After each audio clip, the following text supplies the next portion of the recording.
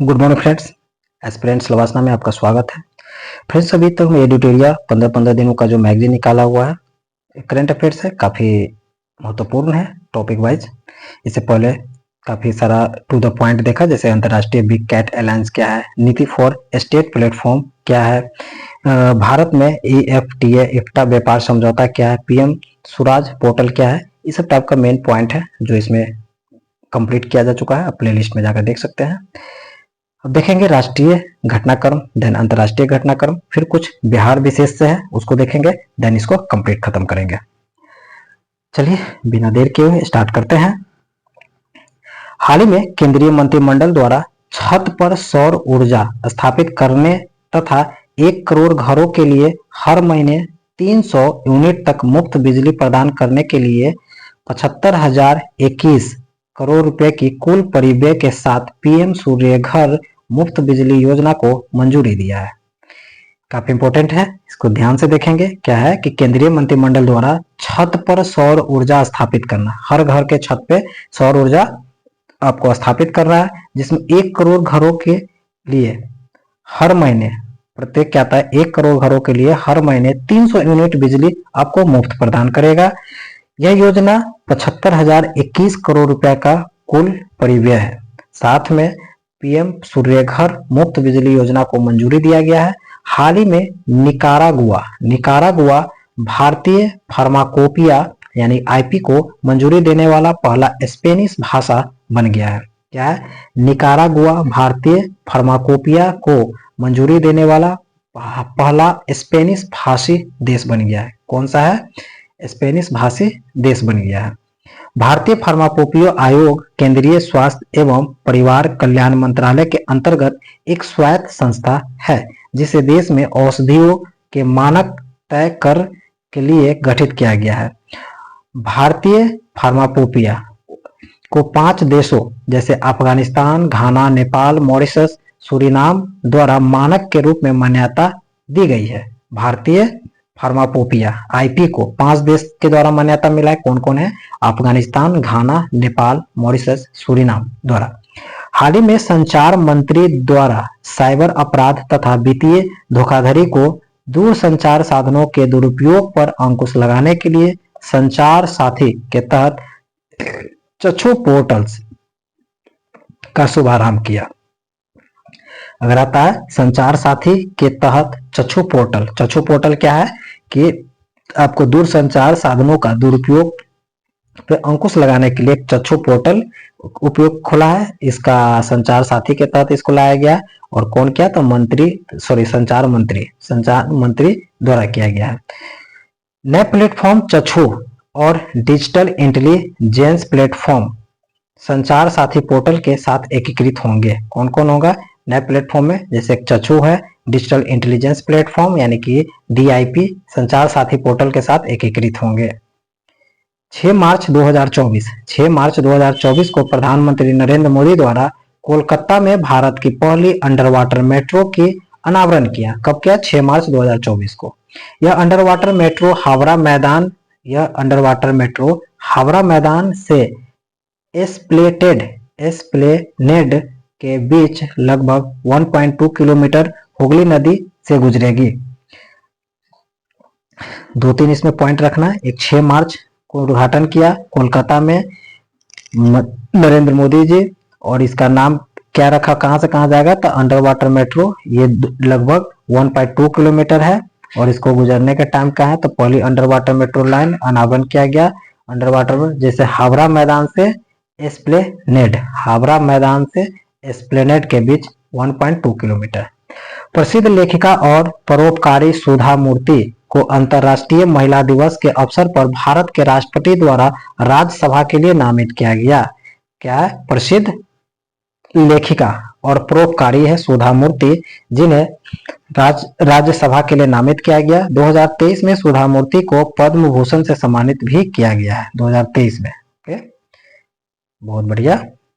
संविधान के अनुच्छेद 83 के तहत राज्यसभा में राष्ट्रपति द्वारा साहित्य, विज्ञान, कला और सामाजिक सेवा के क्षेत्र में विशेष अनुभव रखने वाले को 12 व्यक्तियों को मनोनीत कर सकते हैं। पॉइंट है, आर्टिकल है, याद रखना है। 83 आर्टिकल में राष्ट्रपति क्या करेंगे, राज्यसभा में साहित्य, विज्ञान, कला और सामाजिक सेवा में जो उत्कृष्ट अनुभव रखते हैं उनमें उनको कम से कम 12 सदस्य को नामित कर सकते हैं। हाल ही में नीरज चोपड़ा को भारतीय पेट्रोलियम कॉर्पोरेशन के प्रीमियम पेट्रोल स्पीड के ब्रांड एम्बेसडर के रूप में नियुक्त किया गया। किसका? प्रीमियम पेट्रोल, जो स्पीड पेट्रोल होता है उसका ब्रांड एम्बेसडर बनाया गया नीरज चोपड़ा को। रक्षा मंत्री राजनाथ सिंह द्वारा नई दिल्ली में acing development of innovative technologies with iDEX यानी कि अदिति योजना की शुरुआत की। कौन किया? तो रक्षा मंत्री राजनाथ सिंह ने अदिति योजना का शुरुआत किया। 2023-24 और 25-26 के लिए लगभग 750 करोड़ रुपए आवंटन के साथ शुरू की गई इस योजना को आइडेक्स ढांचे के तहत संचालित करेगा। आइडेक्स अदिति योजना के तहत 30 डीप टेक और जटिल सामरिक तकनीक पर काम किया जाएगा।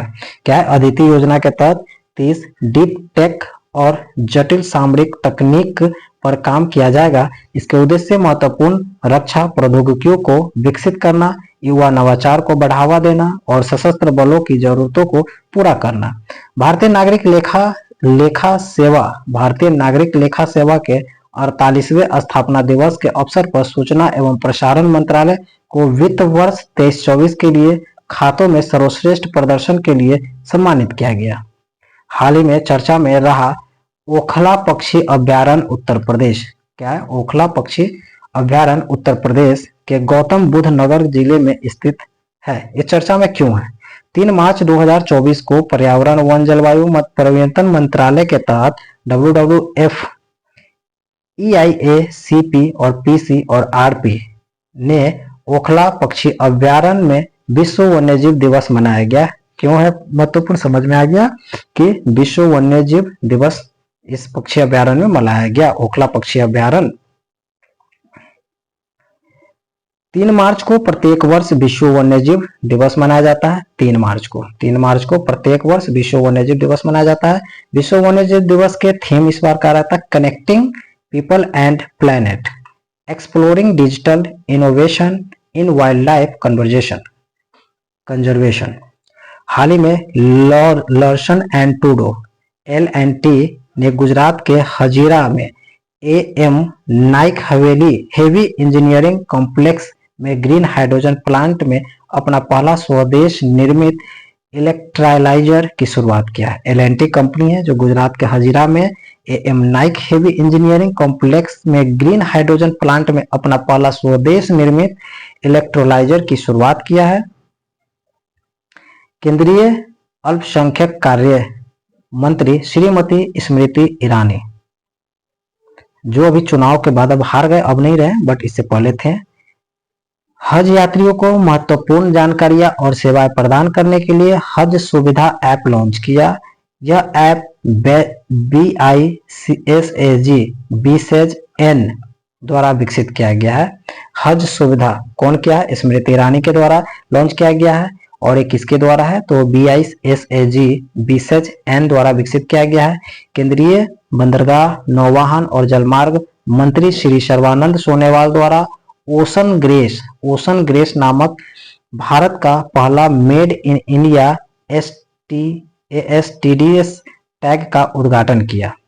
MOPSW के तहत कोचिन शिपयार्ड लिमिटेड द्वारा विकसित ओशन ग्रेस भारत के समुद्री बुनियादी ढांचों में एक मील का पत्थर है। ओशन ग्रेस किसके द्वारा इसको तैयार किया गया? तो MOPSW के द्वारा ओशन ग्रेस को तैयार किया गया है। बिहार की राजधानी पटना में भारत के पहले डॉल्फिन अनुसंधान केंद्र का उद्घाटन किया गया। बिहार के मुख्यमंत्री नीतीश कुमार द्वारा हाल ही में उपभोक्ता मामले, खाद्य और सार्वजनिक वितरण मंत्री ने किसानों के भंडारण रसद को आसान बनाने और उनकी उपज के लिए उचित मूल्य सुनिश्चित करने के लिए एवं प्रौद्योगिकी का लाभ उठाने के लिए भंडारण विकास और नियामक प्राधिकरण द्वारा ई किसान उपज निधि को लॉन्च किया। इस योजना के तहत किसान वेयर हाउसिंग डेवलपमेंट एवं रेगुलेटरी अथॉरिटी के पास रजिस्टर्ड गोदाम में अपनी फसल रख कर लोन ले सकता है। वाह क्या बात है, बहुत बढ़िया। आंध्र प्रदेश के नरसापुर क्रोकेट लेस शिल्प को हाल ही में जीआई टैग मिला। नरसापुर क्रोकेट लेस शिल्प, नरसापुर क्रोकेट लेस शिल्प जो आंध्र प्रदेश का है, इसको जीआई टैग मिला। हाल ही में महाराष्ट्र के नागपुर शहर द्वारा भारत का पहला शहर विशिष्ट zero carbon building action plant किया, कहां पे? नागपुर में। ZCBAP लॉन्च किया गया। इस योजना के लक्ष्य 2050 तक भवन निर्माण में डीकार्बनाइजेशन का बढ़ावा देना है। 2050 तक। हाल ही में भारत सरकार द्वारा निर्वाचन आयोग से परामर्श कर वरिष्ठ नागरिकों के लिए डाक मतपत्र का उपयोग करने की न्यूनतम आयु 80 वर्ष से बढ़ाकर 85 वर्ष कर दी गई। मध्य प्रदेश के रतलाम रियावन लहसुन, मध्य प्रदेश के रतलाम रियावन लहसुन को तीखे स्वाद और उच्च तेल सामग्री के लिए भौगोलिक जीआई टैग मिला। इसे सिल्वर गार्लिक के नाम से भी जाना जाता है। रतलाम रियावन रतलाम रियावन लहसुन है, मध्य प्रदेश का है। इसको सिल्वर गार्लिक के नाम से भी जाना जाता है, जीआई टैग मिला। हाल ही में केरल मानव पशु संघर्ष को राज्य विशिष्ट आपदा घोषित करने वाला भारत का पहला राज्य बन गया। केरल मानव पशु संघर्ष को राज्य विशिष्ट आपदा घोषित करने वाला भारत का पहला राज्य बन गया है। हाल ही में केरल के तिरुवनंतपुरम के लिए एक स्कूल में भारत के पहले जेनेटिक एआई शिक्षक आइरिस, केरल के तिरुवनंतपुरम के एक स्कूल में भारत के पहले जेनरेटिव एआई शिक्षक यानी कि रोबोट है जिसका नाम आइरिस है, को पेश किया गया। इस मेकर लैब्स एडुटेक की मदद से बनाया गया है। इसे मेकर लैब्स एडुटेक के माध्यम से बनाया गया है आइरिस को। भारत में एआई को बढ़ावा देने के उद्देश्य से केंद्रीय मंत्रिमंडल द्वारा 10,372 करोड़ रुपए की बजटीय आवंटन के साथ 5 वर्ष के लिए इंडिया एआई मिशन की मंजूरी मिला है। कितना है? 10,372 करोड़ का बजट दिया है, इंडिया एआई मिशन को मंजूरी दिया है। India AI mission digital India corporation के तहत इंडिया एआई स्वतंत्र व्यापार प्रभाग द्वारा कार्यान्वित किया जा रहा है। हाल ही में केंद्रीय मंत्रिमंडल ने निवेशकों को नई इकाई स्थापित करने या मौजूदा इकाई का विस्तार करने के लिए 10 वर्षों की अवधि के लिए उत्तर पूर्व परिवर्तनकारी औद्योगिक योजना 2024 को मंजूरी दिया। उत्तर पूर्व परिवर्तनकारी औद्योगिकरण योजना 2024 यानी कि उन्नति 2024 को मंजूरी दिया है 10 वर्षों के लिए। कौन दिया है? तो केंद्रीय मंत्रिमंडल ने निवेशकों को नई इकाइयों स्थापित करने के लिए। उन्नति 2024 की बात करते हैं तो 10 वर्षीय केंद्रीय क्षेत्र योजना जिसका उद्देश्य पूर्वोत्तर क्षेत्र में औद्योगिक विकास और रोजगार सृजन करने के बढ़ावा देगा। साहित्य अकादमी द्वारा आयोजित दुनिया का सबसे बड़ा साहित्यिक उत्सव साहित्योत्सव 11 मार्च से 16 मार्च 2024 के नई दिल्ली में आयोजित किया जाएगा। 19 मार्च 2023 तक के मध्य महिला एवं बाल विकास मंत्रालय द्वारा पोषण पखवाड़ा 9 मार्च से 23 मार्च महिला एवं बाल विकास मंत्रालय द्वारा पोषण पखवाड़ा की मेजबानी की जा रही है। यह 15 दिवसीय पहल पोषण आहार प्रथाओं और महिलाओं के स्वास्थ्य के बारे में जागरूकता बढ़ाने की बात करता है। नेक्स्ट देखेंगे, हाल ही में भारतीय प्रधानमंत्री नरेंद्र मोदी द्वारा असम के जोराहट अहोम जनरल लाचित बोरफुकन के सम्मान में 125 फुट की कांस्य स्टैचू ऑफ वेलोर का उद्घाटन किया। 1671 में सरायघाट के युद्ध के लिए जाना जाता है। इसे मूर्तिकार राम बनर्जी सुतार द्वारा निर्मित किया गया। हाल ही में भारतीय प्रधानमंत्री नरेंद्र मोदी द्वारा अरुणाचल प्रदेश में 13,000 फीट से अधिक ऊंचाई पर दुनिया के सबसे लंबी 2 लेन सड़क सुरंग यानी कि सेला सुरंग का उद्घाटन किया। सेला सुरंग कहाँ पे? 13,000 से अधिक ऊंचाई पे है, अरुणाचल प्रदेश में। इस सुरंग का निर्माण प्रोजेक्ट वर्तक के तहत बीआरओ द्वारा किया गया। इस सुरंग का निर्माण प्रोजेक्ट वर्तक के तहत बीआरओ द्वारा किया गया। शुरुआत इसके अप्रैल 2019 में। इसमें 2 सुरंग शामिल है जिसकी लंबाई क्रमशः 1595 मीटर है, 1003 मीटर है। भारतीय नौसेना ने हिंद महासागर क्षेत्र में अपनी परिचालन क्षमताओं को बढ़ाने के उद्देश्य से लक्षद्वीप के मिनिकॉय द्वीप में अपना नया बेस आईएनएस जटायु स्थापित करेगा। भारतीय नौसेना ने हिंद महासागर क्षेत्र में अपनी परिचालन क्षमताओं को बढ़ाने के उद्देश्य से लक्षद्वीप के मिनिकॉय द्वीप में अपनी नया बेस आईएनएस जटायु स्थापित करेगा। हाल ही में मवेशी तस्करी की समस्या पर अंकुश लगाने के लिए जम्मू कश्मीर पुलिस ने ऑपरेशन कामधेनु लॉन्च किया। समुद्री सहयोग का अंतर संचालनीयता को बढ़ावा देने के उद्देश्य से भारतीय तटरक्षक बल आईसीजी और यूनाइटेड स्टेट कोस्ट गार्ड यूएससीजी के मध्य जारी 4 दिवसीय समुद्री रक्षा अभ्यास सी डिफेंडर्स 2024 9 मार्च 2024 को पोर्ट ब्लेयर में समाप्त हुआ। यानी कि सी डिफेंडर्स किसके किसके बीच में हुआ है? तो भारतीय तटरक्षक बल और United State coast guard, west coast guard और इंडियन कोस्ट गार्ड दोनों के बीच में हुआ है। ये कहाँ पे? जिसका नाम है सी डिफेंडर्स 2024 9 मार्च 2024 को ये पोर्ट ब्लेयर में समाप्त हुआ। डीआरडीओ द्वारा भारत के मिशन दिव्यास्त्र डीआरडीओ द्वारा मिशन दिव्यास्त्र के अंतर्गत multiple independently targetable re entry vehicle MIRV क्या है? Multiple independently targetable re entry vehicle प्रौद्योगिकी के साथ स्वदेशी रूप से विकसित अगेन 5 मिसाइल की पहली उड़ान का सफल परीक्षण किया गया। 5000 किलोमीटर के रेंज वाली यह मिसाइल अपने साथ परमाणु हथियार के साथ अन्य हथियार भी ले जाने में सक्षम है। इस मिसाइल की रफ्तार लगभग 29,401 किलोमीटर प्रति घंटा है।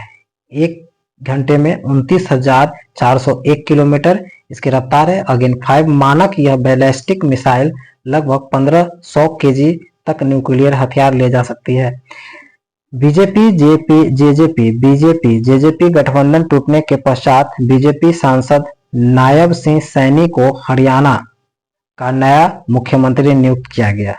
बीजेपी और जेजेपी गठबंधन टूटने के पश्चात बीजेपी सांसद नायब सिंह सैनी को हरियाणा का नया मुख्यमंत्री नियुक्त किया गया। गौरतलब है कि गठबंधन टूटने के बाद हरियाणा के पूर्व मुख्यमंत्री मनोहर लाल खट्टर ने इस्तीफा दे दिया। केंद्र सरकार द्वारा 12 मार्च 2024 को आधिकारिक तौर पर प्रत्येक वर्ष 17 सितंबर को हैदराबाद मुक्ति दिवस के रूप में मनाए जाने की घोषणा किया। 17 सितंबर हैदराबाद मुक्ति दिवस 17 सितंबर 1948 के उस दिन की स्मृति में मनाया जाता है जब ऑपरेशन पोलो के तहत हैदराबाद को निजाम के शासन से मुक्त कराया गया था। 17 सितंबर 1948 में ऑपरेशन पोलो के तहत निजाम से हैदराबाद को आजाद दिलाया गया था। वन नेशन वन इलेक्शन पर पूर्व राष्ट्रपति रामनाथ कोविंद की अध्यक्षता में गठित उच्च स्तरीय समिति द्वारा हाल ही में राष्ट्रपति द्रौपदी मुर्मू को रिपोर्ट सौंपा गया। एक देश एक चुनाव प्रस्ताव पर राय देने वाले 47 राजनीतिक दलों में से 32 ने समर्थन किया, जबकि 15 राजनीतिक दलों द्वारा इसका विरोध किया गया। हाल ही में केंद्र सरकार द्वारा जम्मू कश्मीर नेशनल फ्रंट पर गैर कानूनी गतिविधियों के रोकथाम अधिनियम 1967 यूपा के तहत 5 वर्ष के लिए प्रतिबंधित कर दिया गया है। गौरतलब है कि Jammu Kashmir national front JKNF पर कश्मीर में अलगाववादी को बढ़ावा देने के लिए आतंकवादियों की सहायता करने के आरोप। हाल ही में महाराष्ट्र के कैबिनेट द्वारा अहमदनगर जिले को नाम बदलकर अहिल्यानगर करने का फैसला लिया। महाराष्ट्र के कैबिनेट द्वारा अहमदनगर नगर को अहिल्यानगर करने का फैसला लिया है। हाल ही में प्रधानमंत्री नरेंद्र मोदी के नेतृत्व वाले 3 सदस्यीय चयन समिति ज्ञानेश कुमार और सुखवीर सिंह संधू को भारतीय चुनाव आयोग के नए चुनाव आयुक्त के रूप में नियुक्त किया। प्रधानमंत्री नरेंद्र मोदी के नेतृत्व वाले 3 सदस्यीय चयन समिति ने ज्ञानेश कुमार और सुखबीर सिंह को संधू को भारतीय चुनाव आयोग के नए चुनाव आयुक्त के रूप में चयन किया। भारतीय चुनाव आयोग 25 जनवरी 1950 को अनुच्छेद 324 के तहत गठित संवैधानिक निकाय है। भारतीय चुनाव आयोग 25 जनवरी 1950 को अनुच्छेद 324 के तहत गठित संवैधानिक निकाय है। चुनाव आयुक्तों की नियुक्ति मुख्य चुनाव आयुक्त और अन्य चुनाव आयुक्त जो नियुक्ति, सेवा शर्तें और कार्यालय अवधि अधिनियम 2023 के तहत चयन समिति की सिफारिश पर राष्ट्रपति द्वारा की जाती है। चयन समिति में शामिल सदस्य होते हैं, एक प्रधानमंत्री होते हैं जो अध्यक्ष होता है, केंद्रीय कैबिनेट के मंत्री होते हैं और लोकसभा के विपक्ष का नेता होता है। 16 मार्च को भारतीय चुनाव आयोग द्वारा लोकसभा चुनाव 2024 के तारीख की घोषणा की गई। 16 मार्च को भारतीय चुनाव आयोग द्वारा लोकसभा चुनाव 2024 की तारीख की घोषणा की गई। 16 मार्च को 18वीं लोकसभा चुनाव 19 अप्रैल से 1 जून 7 चरणों में 19 अप्रैल से 1 जून 7 चरणों में आयोजित किया गया, जबकि मतगणना 4 जून 2024 को हुआ। 1 जून तक चुनाव 19 अप्रैल से 1 जून तक चुनाव चला 7 चरणों में और 4 जून को मतगणना शुरू हुई। निर्वाचन आयोग के अनुसार लोकसभा चुनाव 2024 के लिए देश भर में कुल 96.8 करोड़ मतदाता है। निर्वाचन आयोग के तहत देश भर में कुल मतदाता 96.8 करोड़ मतदाता है, जिसमें से 49.7 करोड़ पुरुष है और 47.1 करोड़ महिला है। 96.8, 49.7 और 47.1। तेलंगाना की राज्यपाल तमिलसाई सुंदरराजन ने अपने पद से त्यागपत्र दे दिया। वह तमिलनाडु से लोकसभा चुनाव लड़ेंगे, इसलिए उन्होंने राज्यपाल के पद से त्याग दे दिए। भारत की मशहूर पैरा तीरंदाज शीतल देवी को भारतीय चुनाव आयोग द्वारा राष्ट्रीय विकलांगता आइकन के रूप में घोषित किया। इनका संबंध भारत के जम्मू कश्मीर से है। केंद्रीय जनजातीय मंत्रालय द्वारा हाल ही में झारखंड के खरसावां जिला के पदमपुर में जनजातीय संस्कृति और विरासत के संरक्षण और संवर्धन केंद्र का उद्घाटन किया। केंद्रीय जनजातीय मंत्रालय द्वारा झारखंड के खरसावां जिले के पदमपुर में जनजातीय संस्कृति और विरासत के संरक्षण और संवर्धन केंद्र का उद्घाटन किया। उड़ीसा के मुख्यमंत्री श्री नवीन पटनायक द्वारा कलिंगा स्टेडियम भुवनेश्वर में भारत के पहले इंडोर एथलेटिक्स और जलीय केंद्र का उद्घाटन किया। उड़ीसा के मुख्यमंत्री नवीन पटनायक द्वारा कलिंगा स्टेडियम भुवनेश्वर में और भारत के पहले इंडोर एथलेटिक्स और जलीय केंद्र का उद्घाटन किया। हाल ही में प्रधानमंत्री नरेंद्र मोदी द्वारा अरुणाचल प्रदेश में मिशन पॉम आयल के तहत भारत की पहली ऑयल पॉम प्रोसेसिंग मिल का उद्घाटन किया। कहां पे? अरुणाचल प्रदेश में। मिशन पॉम आयल का उद्घाटन अरुणाचल प्रदेश में। 2021 में ऑयल पॉम की खेती और कच्चे पाम तेल का उत्पादन को बढ़ावा देने के उद्देश्य से राष्ट्रीय खाद्य तेल मिशन ऑयल पॉम NMEO-OP राष्ट्रीय खाद्य तेल मिशन ऑयल पॉम लॉन्च किया था 2021 में। पर्यटन के लिए कश्मीर में जमीन खरीदने वाला महाराष्ट्र भारत का पहला राज्य बन गया। पर्यटन के लिए कश्मीर में जमीन खरीदने वाला महाराष्ट्र भारत का पहला राज्य बन गया है। हाल ही में भारत इटली सैन्य सहयोग समूह की बैठक 12वीं संस्करण का आयोजन किया गया 12 से 13 मार्च 2024 को नई दिल्ली में। हाल ही में प्रधानमंत्री नरेंद्र मोदी द्वारा सामाजिक न्याय तथा अधिकारिता मंत्रालय के अंतर्गत PM सूरज पोर्टल लॉन्च किया गया। सामाजिक न्याय अधिकारिता मंत्रालय पीएम सूरज पोर्टल। पीएम सूरज प्रधानमंत्री सामाजिक उत्थान एवं रोजगार आधार जन कल्याण पोर्टल है। यह पोर्टल देश भर में SC/ST, स्वच्छता कार्यकर्ता और जैसे अन्य हाशिए पर रहने वाले वर्ग को ऋण सहायता प्रदान करेगी। हाल ही में भारत के 4 राज्यों में सोने की तस्करी सिंडिकेट का भंडाफोड़ करने के लिए राजस्व खुफिया निदेशालय द्वारा ऑपरेशन राइजिंग मिशन चलाया गया। किसके द्वारा? राज्य खुफिया निदेशालय ईडी, राज्य खुफिया निदेशालय ऑपरेशन राइजिंग सन। किसके लिए? तो सोने की तस्करी को रोकने के लिए।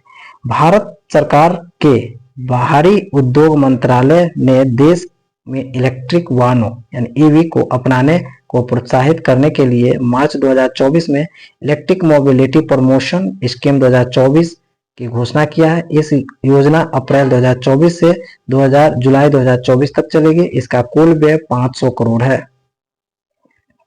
केंद्रीय युवा मामले और खेल मंत्री अनुराग ठाकुर ने चंडीगढ़ में खेलो इंडिया राइजिंग टैलेंट आइडेंटिफिकेशन यानी कि कीर्ति कार्यक्रम लॉन्च किया। केंद्रीय युवा मामले और खेल मंत्री अनुराग ठाकुर ने चंडीगढ़ में कीर्ति यानी खेलो इंडिया राइजिंग टैलेंट आइडेंटिफिकेशन कार्यक्रम लॉन्च किया। ओलंपिक चैंपियन नीरज चोपड़ा ने खेल और पढ़ाई को संतुलित करने की इसकी क्षमता पर जोर देते हुए इस पहल की सराहना किया। उत्तर प्रदेश की पीलीभीत जिले में यूपी के पीलीभीत जिले में खुरपक्का मुंहपक्का रोग यानी फुट एंड माउथ रोग का 60% दुधारू मवेशियों को प्रभावित किया। पीलीभीत जिले में खुरपक्का मुंहपक्का रोग के लिए 60% दुधारू मवेशियों को प्रभावित किया। यह एक अत्यधिक संक्रामक वायरल बीमारी है जो मवेशी, सुअर, भेड़ और बकरियों जैसे पशुओं को प्रभावित करता है। तो हमारा राष्ट्रीय घटनाक्रम कंप्लीट हुआ। नेक्स्ट देखेंगे अंतर्राष्ट्रीय घटनाक्रम को। राष्ट्रीय घटनाक्रम हो गया हमारा, अंतर्राष्ट्रीय को देखेंगे। हाल ही में रूस के रक्षा मंत्रालय द्वारा RS-24 यास यानी अंतर महाद्वीपीय बैलिस्टिक परमाणु मिसाइल के सफल परीक्षण की पुष्टि की। रूस के रक्षा मंत्रालय द्वारा RS-24 यास अंतरराष्ट्रीय महाद्वीपीय बैलिस्टिक परमाणु मिसाइल की सफल परीक्षण की बात करता है। गर्भपात के अधिकार को संविधान में शामिल कर फ्रांस गर्भपात का अधिकार को संविधान में शामिल करके फ्रांस ऐसा करने वाला विश्व का पहला देश बन गया है। यह निर्णय फ्रांसीसी संविधान के अनुच्छेद 34 में संशोधन करते हुए महिलाओं को कानूनी ढांचे के भीतर गर्भपात का चयन करने का स्वतंत्रता की गारंटी भी देती है। हाल ही में हिमाचल प्रदेश में शिमला में एशियन रिवर राफ्टिंग चैंपियनशिप का आयोजन किया गया। हिमाचल के शिमला में एशियन रिवर राफ्टिंग चैंपियनशिप का आयोजन किया गया है। हाल ही में विश्व बैंक द्वारा महिला व्यवसाय और कानून 2023 रिपोर्ट जारी किया। वर्ल्ड बैंक द्वारा महिला व्यवसाय और कानून 2023 रिपोर्ट जारी किया गया है। इस रिपोर्ट में 190 अर्थव्यवस्था में महिलाओं के आर्थिक अवसर को प्रभावित करने वाला कानून तथा विनियमों का विश्लेषण करता है। वैश्विक स्तर पर केवल 14 देश ने परफेक्ट 100 स्कोर किया है। इस रिपोर्ट के अनुसार निम्न मध्यम आय समूह देश के रूप में भारत का स्कोर 74.4% है। 74.4% है। विश्व बैंक के बारे में कुछ महत्वपूर्ण तथ्य की बात करते हैं तो विश्व बैंक की स्थापना जुलाई 1944 में हुआ था। इसके मुख्यालय वाशिंगटन DC USA में है। बाल यौन शोषण मामले में विवादास्पद क्षमादान के मामले में हंगरी के पूर्व राष्ट्रपति के इस्तीफा के बाद तमस सुलियोक को हंगरी के नए राष्ट्रपति बनाया गया। सिंपल सी क्वेश्चन है, बाल यौन शोषण के मामले में विवादास्पद क्षमादान के मामले में हंगरी के पूर्व राष्ट्रपति जो राष्ट्रपति थे उन्होंने इस्तीफा दे दिया और उसके बाद में तमस सुलियोक को हंगरी के नए राष्ट्रपति बनाया गया। 7 मार्च 2024 की रात वाशिंगटन में आधिकारिक प्रक्रिया पूरी करने के बाद स्वीडन के नाटो का 32वां सदस्य के रूप में शामिल कर दिया गया, यानी कि नाटो का 32वां सदस्य स्वीडन है। नाटो के 32वां सदस्य बनते ही स्वीडन की 200 वर्ष पुरानी गुटनिरपेक्षता की नीति भी समाप्त हो गई। उत्तरी अटलांटिक संधि गठबंधन नाटो, इसकी स्थापना 4 अप्रैल 1949 में हुआ था, जिसके मुख्यालय ब्रुसेल्स बेल्जियम में है। 31वां सदस्य फिनलैंड बना है।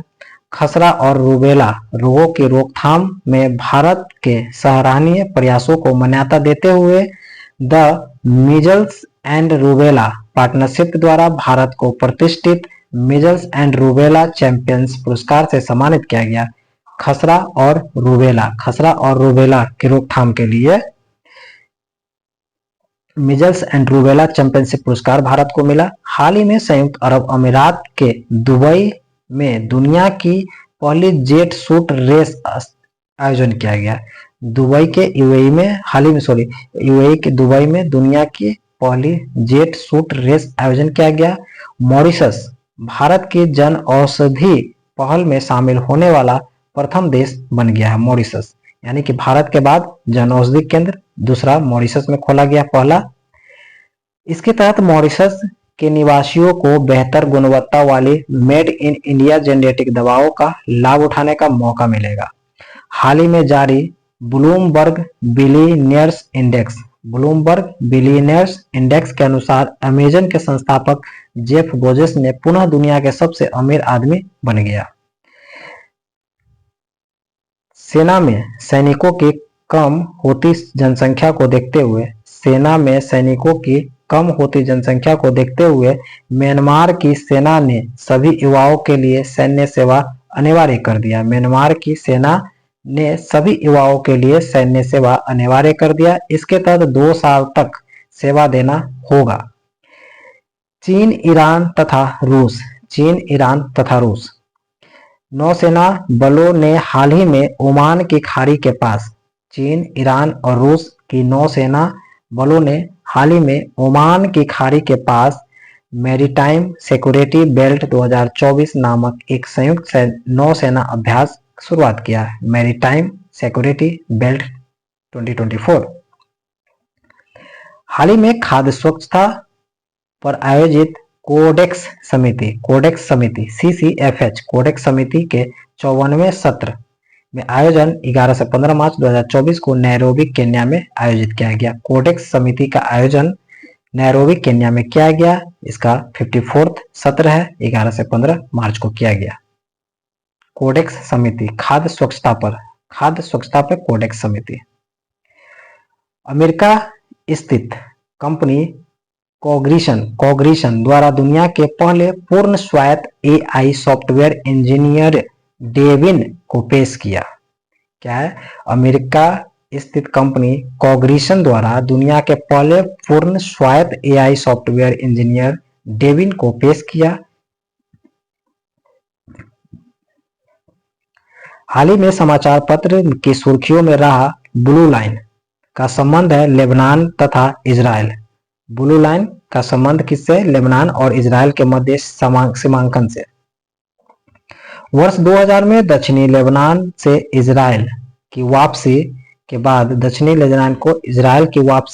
के बाद से संघर्ष को रोकने तथा सुरक्षा व्यवस्था की सुविधाजनक बनाने के लिए ब्लू लाइन की स्थापना की गई थी। ब्लू लाइन लेबनान इजराइल के बीच। हाल ही में Stockholm International Peace Research Institute यानी कि SIPRI trends in international arms transfer 2023 नामक रिपोर्ट जारी किया। Trends in international arms transfer 2023 नामक रिपोर्ट जारी की। इस रिपोर्ट के प्रमुख बिंदु में शीर्ष हथियार निर्यातक देश की बात करेंगे। सबसे ज्यादा हथियार बेचने वाला USA है, दूसरा फ्रांस है, तीसरा रूस है। USA, फ्रांस, रूस सबसे ज्यादा हथियार बेचता है। और वही सबसे ज्यादा खरीदने वाला देश की बात करेंगे तो भारत है, सऊदी अरब है और कतर है। भारत, सऊदी अरब, कतर सबसे ज्यादा खरीदने वाला है। USA, फ्रांस, रूस सबसे ज्यादा बेचने वाला है। ये किसकी है? तो Stockholm International Peace Research SIPRI का एक डेटा है।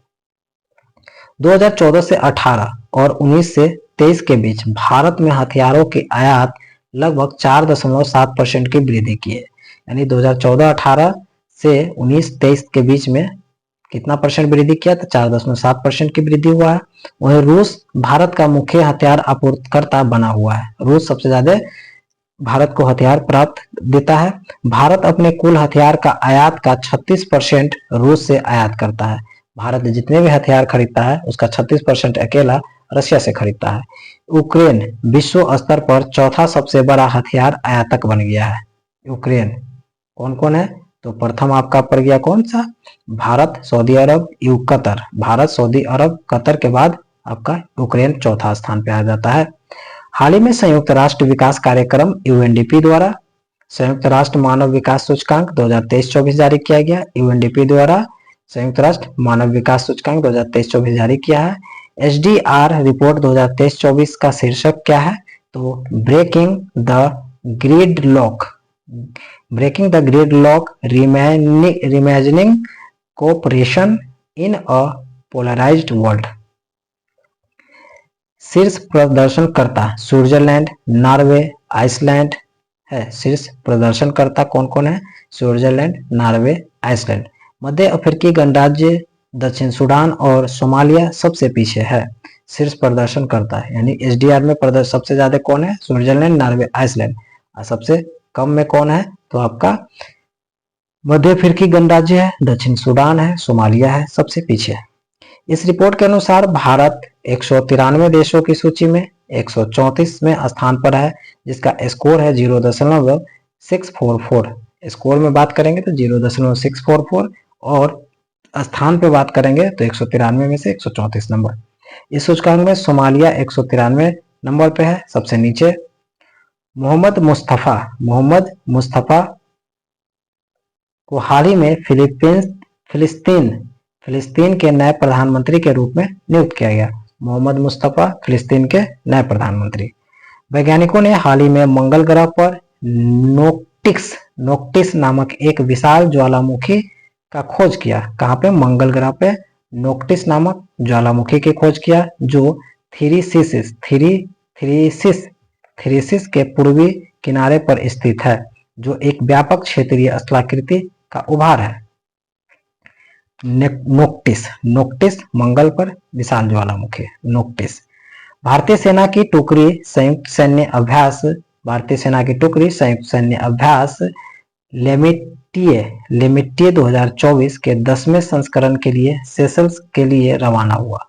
भारतीय सेना की एक टुकड़ी संयुक्त सैन्य अभ्यास के लिए लेमिटिए 2024 के 10वें संस्करण के लिए सेशल्स के लिए रवाना हुई है। शोधकर्ताओं ने थाईलैंड के कैंग क्रचन नेशनल पार्क में 8 आंखों और 8 पैरों वाले बिच्छू की एक नई प्रजाति की खोज किया। क्या? कैंग क्रचन नेशनल पार्क में, यानी कि थाईलैंड के कैंग क्रचन नेशनल पार्क में 8 आंखों और 8 पैरों वाले बिच्छू के नई प्रजाति की खोज किया गया। ओके, एनीवे फ्रेंड्स, तो अब तक हम लोग कंप्लीट कर चुके हैं।